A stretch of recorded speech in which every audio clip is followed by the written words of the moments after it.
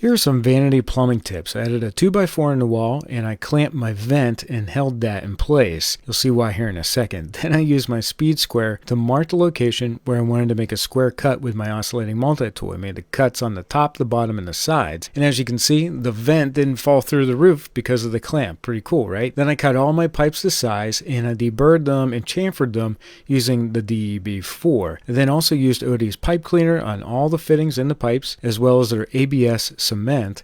And one of the things that I like to do when I set the T is make sure that it's square to my studs, then I cap it. I hope all these tips help you out.